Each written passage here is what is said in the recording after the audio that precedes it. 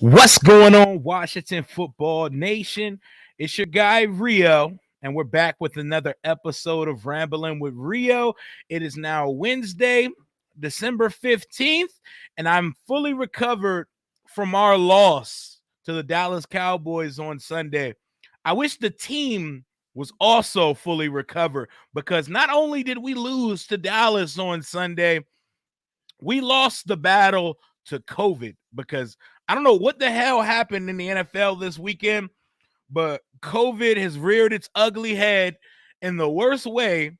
And it feels like the whole roster at this point is on the COVID list. It's now Wednesday. We're going to get a full injury report in the next day or two, but the COVID list for our Washington football team for this week against Philly, we're up to 11 players and counting right now, including starters, Captain Jonathan Allen, Matt Ioannidis, Tim Settle, Montez Sweat, James Smith-Williams, Casey Toohill, William Bradley King. Yes, our entire defensive end room has COVID right now. Khaleke Hudson, David Mayo, Kendall Fuller, Tamarick Hemingway, and counting. The list goes on. A lot of positive tests for COVID this weekend.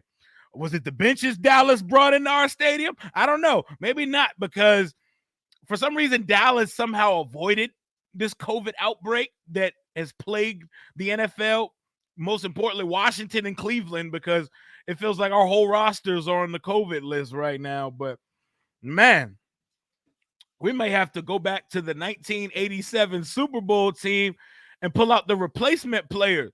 We might have to get the content creators and Washington football Twitter. We might have to suit up on Sunday. Y'all ready to go? I'm ready to put my uniform on, y'all. I'm pretty positive I can produce as much as Troy Apke if you throw me out there on the field and I'm washed up as hell. But man, like, I want to feel completely optimistic about this game still because I don't think the Eagles are any good. But I don't know how much better we are.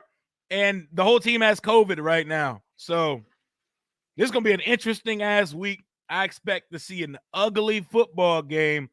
And I'm going to preview that game later on tonight on my live stream with Captain Dingbat, Mr. Philly 500, representing the Philadelphia Eagles. Make sure you pull up 7:50 p.m.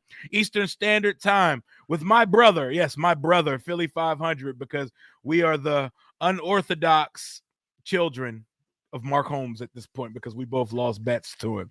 So make sure you check that out. But man, all thing we have to talk about right now with this team is COVID. The whole team has it. Everybody has it. Our captains have it. And the list continues.